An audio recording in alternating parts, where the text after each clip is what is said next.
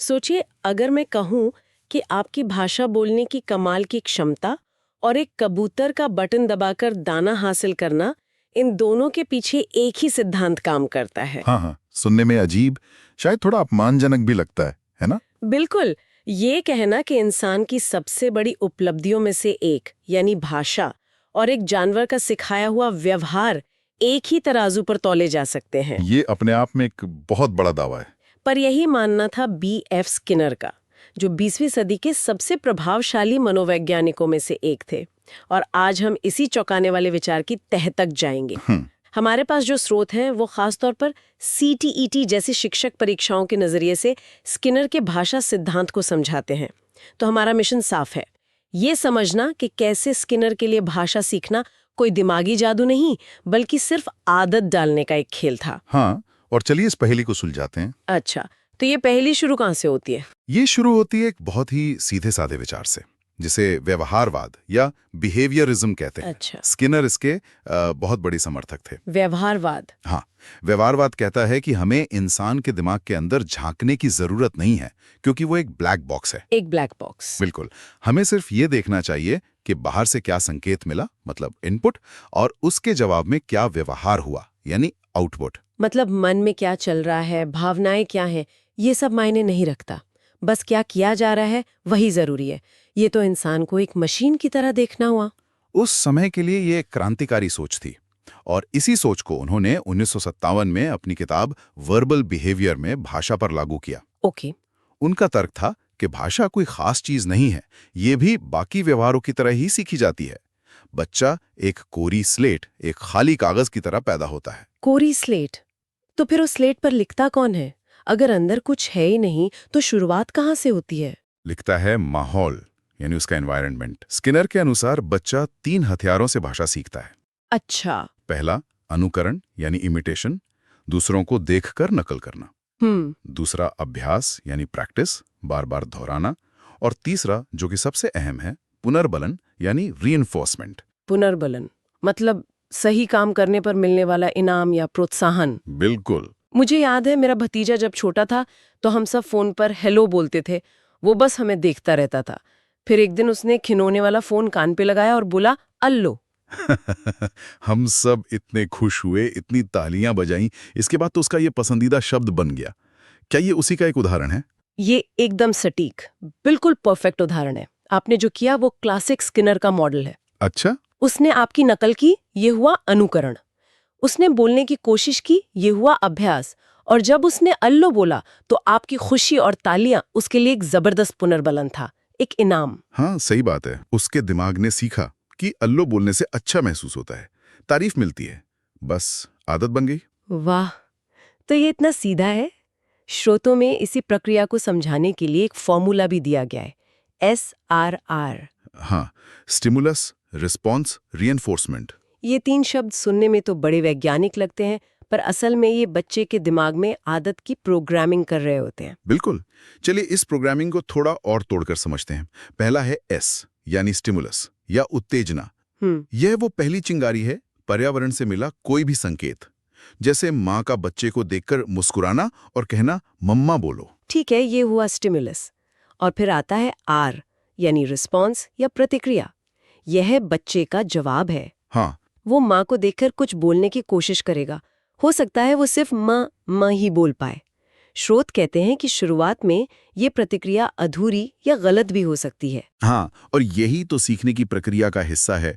पर फिर आता है गेम चेंजर, दूसरा R, यानी रीइंफोर्समेंट, पुनर्बलन। अच्छा। जैसे ही बच्चे ने माँ कहा, माँ उसे गोद में उठाकर प्यार करती है, खुश होती है। ये बच्चे के लिए जैकपॉट है। हाँ। उसके दिमाग को एक सिग्नल मिलता है, माँ बोलने से प्यार मिलता है। ये व्यवहार मजबूत हो गया। चलिए एक और उदाहरण लेते हैं। मान लीजिए बच्चे को पानी चाहिए और वो ग्लास की तरफ इशारा कर रहा है। ये एक स्टिमुलस है। हाँ, या फिर माँ पूछती है क्या चाहिए, ये भी एक स्टिमुलस है। अब बच्चा कोशिश करके कहता है पा। ये उसका रिस्पॉन्स हुआ। बिल्कुल।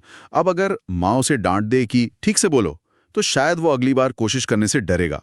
सही बात है। लेकिन अगर माँ प्रोत्साहित करते हुए कहे पानी, अच्छा ये लो पानी, और उसे पानी दे दे, तो ये एक मजबूत रीइंफोर्समेंट है। और अगली बार जब उसे प्यास लगेगी तो वो इशारा करने के बजाय पानी शब्द बोलने की कोशिश करेगा, क्योंकि उसे पता है कि इस शब्द को बोलने से उसकी जरूरत पूरी होती है। एग्जैक्टली इसी को स्किनर ने ऑपरेंट कंडीशनिंग कहा है ना? हाँ। जहां हम अपने व्यवहार को उसके अंजाम से कंट्रोल करना सीखते हैं। एकदम सही। अच्छा नतीजा मिलेगा तो व्यवहार दोहराया जाएगा, बुरा नतीजा मिलेगा या कोई नतीजा नहीं मिलेगा तो व्यवहार धीरे धीरे खत्म हो जाएगा।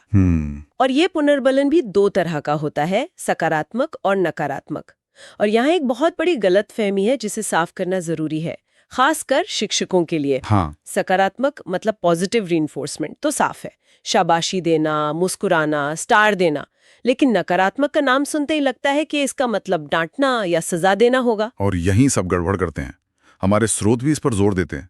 नकारात्मक पुनर्बलन का मतलब सजा देना बिल्कुल नहीं है। तो फिर क्या है? इसका मतलब है किसी बुरी या असुविधाजनक चीज को हटा लेना जिससे व्यवहार मजबूत हो। अच्छा, एक उदाहरण देंगे? जैसे अगर क्लास में बहुत शोर है, जो कि एक असुविधाजनक स्थिति है, और टीचर कहती है जो बच्चा चुपचाप अपना काम खत्म करेगा उसे 5 मिनट पहले छुट्टी मिल जाएगी। ओके।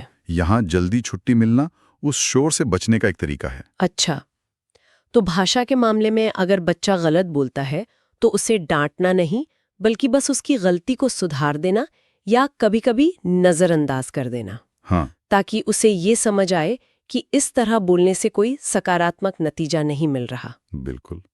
इससे बच्चे का आत्मविश्वास भी नहीं टूटता और वो सही गलत में फर्क करना सीख जाता है। और यहीं पर शिक्षक और माता पिता की भूमिका किसी डायरेक्टर की तरह हो जाती है। मतलब? स्किनर के हिसाब से बच्चा तो बस एक एक्टर है, असली कहानी तो माहौल लिख रहा है। एक शिक्षक को क्लास में एक खास तरह का माहौल बनाना होता है। और कुछ स्रोतों के अनुसार 3 चीजें सबसे अहम है। पहला, शिक्षक को खुद सही और स्पष्ट भाषा का मॉडल बनना होगा, क्योंकि बच्चे तो तोते की तरह नकल करेंगे। सही है। दूसरा, बहुत सारा अभ्यास और ड्रिल, शब्दों को बार बार बुलवाना, पहाड़े रटने की तरह वाक्य रचना का अभ्यास करवाना। और तीसरा, सबसे जरूरी, सही जवाब पर तुरंत इनाम देना। तारीफ करने के लिए शाम का इंतजार नहीं करना। 1 मिनट, पर ये तो सब कुछ बहुत सीधा साधा और मैकेनिकल लगता है। बच्चा नकल करता है, उसे इनाम मिलता है, वो सीख जाता है। अगर ये इतना ही आसान होता तो हर बच्चा एक ही रफ्तार से भाषा क्यों नहीं सीखता? और उन बच्चों का क्या जिन्हें घर पर ज्यादा प्रोत्साहन नहीं मिलता, क्या वो बोलना नहीं सीखते? सही सवाल है। इस मॉडल में कहीं तो कोई झोल लगता है। आपने बिल्कुल दुखती रग पर हाथ रख दिया है। और यही वो सवाल है जिसने स्किनर के सिद्धांत पर सबसे बड़ा प्रश्न चिन्ह लगाया। अच्छा। सीटीएट जैसी परीक्षाओं में सिद्धांत की खूबियों से ज्यादा उसकी कमियों पर सवाल आते हैं। और स्किनर के सिद्धांत की कुछ बहुत बड़ी सीमाएं हैं। तो कहां पर जाके ये सिद्धांत फेल हो जाता है?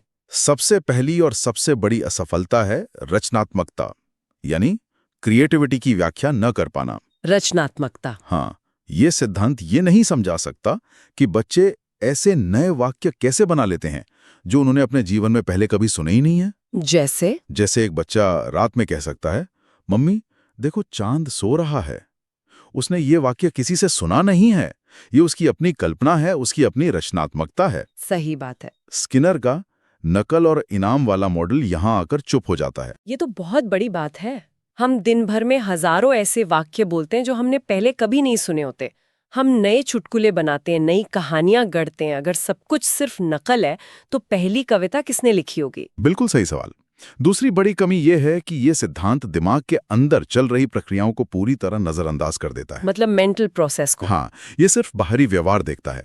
बच्चा अपने दिमाग में व्याकरण के नियम कैसे बना रहा है, वो ये कैसे समझ जाता है कि लड़का जाता है और लड़की जाती है में क्या फर्क है, भले ही उसे संज्ञा या लिंग का मतलब न पता हो। स्किनर का सिद्धांत इस दिमागी कसरत पर कोई रोशनी नहीं डालता। और इन्हीं वजहों से एक बड़ा तूफान खड़ा हुआ होगा विज्ञान की दुनिया में। बहुत बड़ा। और उस तूफान का नाम था नोम चॉम्स्की। Noam Chomsky? हाँ, चॉम्स्की एक भाषाविद हैं और उन्होंने स्किनर की वर्बल बिहेवियर किताब की इतनी तीखी आलोचना की कि भाषा विज्ञान का पूरा नक्शा ही बदल गया। उन्होंने क्या कहा? चॉम्स्की ने कहा कि स्किनर की बात बकवास है। बच्चा कोरी स्लेट नहीं होता। तो फिर क्या होता है? अगर कोरी स्लेट नहीं तो क्या? चॉम्स्की के अनुसार बच्चा एक तरह के प्री प्रोग्राम्ड हार्ड ड्राइव के साथ पैदा होता है। Pre programmed? जी, हमारे दिमाग में जन्म से ही भाषा सीखने का एक सिस्टम लगा होता है जिसे उन्होंने लैंग्वेज एक्विजिशन डिवाइस या LAD कहा। LAD, language acquisition device. हाँ, ये एक तरह का यूनिवर्सल ग्रामर का ब्लूप्रिंट है। माहौल का काम सिर्फ इस डिवाइस को ऑन करना है। मतलब एक स्विच की तरह। बिल्कुल। जैसे ही बच्चा भाषा सुनता है, उसका दिमागी सिस्टम अपने आप व्याकरण के नियम बनाना शुरू कर देता है। वाह, ये तो स्किनर से 180 डिग्री उल्टा है। स्किनर कह रहे हैं कि सब कुछ बाहर से अंदर जाता है। हाँ, माहौल दिमाग को भरता है। और चॉम्स्की कह रहे हैं कि सब कुछ अंदर से बाहर आता है, यानी दिमाग पहले से तैयार है और माहौल सिर्फ उसे एक इशारा देता है। और इस एक बहस ने दशकों तक मनोविज्ञान और भाषा विज्ञान को परिभाषित किया है। इसके इम्प्लीकेशंस तो बहुत गहरे होंगे। बहुत। अगर स्किनर सही हैं, तो एक बच्चे को भाषा सिखाने की पूरी जिम्मेदारी माता-पिता और शिक्षक की है। उन्हें एक परफेक्ट माहौल बनाना होगा। लेकिन अगर चॉम्स्की सही हैं, तो बच्चा खुद एक जीनियस है। हमें बस उसे भाषा सुनने का मौका देना है, बाकी काम उसका दिमाग खुद कर लेगा। ये तो माता-पिता और शिक्षकों के ऊपर से बहुत बड़ा बोझ हटा देता है। तो आज के दौर में हम किसे ज्यादा सही मानते हैं? आज ज्यादातर लोग मानते हैं कि सच्चाई इन दोनों के बीच में कहीं है। अच्छा। शुरुआती शब्द सीखने, जैसे मम्मा, पानी, दूध, में स्किनर का सिद्धांत काफी हद तक काम करता है। इनाम और नकल की भूमिका होती है। लेकिन जैसे ही बच्चा वाक्य बनाना और व्याकरण के जटिल नियम सीखना शुरू करता है, वहां चॉम्स्की का सिद्धांत ज्यादा मजबूत लगता है। मतलब सिर्फ नकल से काम नहीं चलता? नहीं, दिमाग की अंदरूनी क्षमता के बिना सिर्फ नकल से भाषा का महल खड़ा नहीं हो सकता। ठीक है, तो ये पूरी बहस बहुत दिलचस्प है। लेकिन वापस परीक्षा पर आते हैं। अगर कोई सीटीईटी की तैयारी कर रहा है, तो इस पूरी चर्चा से उसे कौन से मुख्य शब्द या आइडियाज अपनी नोटबुक में लिख लेने चाहिए? जरूर। स्रोतों के हिसाब से कुछ बातें गांठ बांध लेनी चाहिए। बताइए। पहला, स्किनर का सिद्धांत, व्यवहारवादी सिद्धांत, बिहेवियरिस्ट थियरी। ये दोनों नाम एक दूसरे के पर्याय हैं। ओके। दूसरा, इस सिद्धांत के अनुसार भाषा क्या है? भाषा एक सीखी हुई आदत है, हैबिट फॉर्मेशन। आदत बनाना, ठीक है। तीसरा, प्रक्रिया क्या है? 3 शब्द, अनुकरण यानी इमिटेशन, अभ्यास यानी प्रैक्टिस, और पुनर्बलन यानी रीइंफोर्समेंट। अनुकरण, अभ्यास, पुनर्बलन। और आखिर में 2 सबसे बड़े कीवर्ड्स, पुनर्बलन और पर्यावरण, रीइंफोर्समेंट और एनवायरनमेंट। अगर परीक्षा में कोई भी सवाल भाषा सीखने को इनाम, प्रोत्साहन या माहौल से जोड़ता है, तो 99% संभावना है कि जवाब स्किनर होगा। बहुत साफ तौर पर समझाया। तो संक्षेप में, स्किनर की दुनिया में बच्चा एक मिट्टी के घड़े जैसा है, जिसे समाज और शिक्षक अपनी मर्जी से आकार देते हैं। हाँ, नकल, अभ्यास और शाबाशी के कुछ औजारों से। बिल्कुल। ये भाषा सीखने की एक शक्तिशाली लेकिन कह सकते हैं अधूरी तस्वीर है। अधूरी क्यों? ये हमें सिखाता है कि सकारात्मक माहौल और प्रोत्साहन कितना जरूरी है, लेकिन ये बच्चे की अपनी दिमागी क्षमता और उसकी असीम रचनात्मकता को कम आंकता है। और शायद यहीं पर हमारे सुनने वालों के लिए सोचने की एक बात छुपी है। बिल्कुल। स्रोतों में चॉम्स्की की आलोचना का जिक्र है, जो हमें इस विचार पर छोड़ जाता है। अगर भाषा सिर्फ नकल और इनाम का खेल है, तो कोई बच्चा पहली बार झूठ बोलना कैसे सीखता है? ये तो बहुत अच्छा सवाल है। उसने किसी को झूठ बोलने के लिए इनाम पाते तो नहीं देखा होगा। या कोई बच्चा पहली बार कोई मजाक कैसे करता है, जिसका मकसद सिर्फ हंसाना हो? सही बात। कर कुछ बिल्कुल नया गढ़ सकता है। और ये क्षमता शायद किसी भी सिद्धांत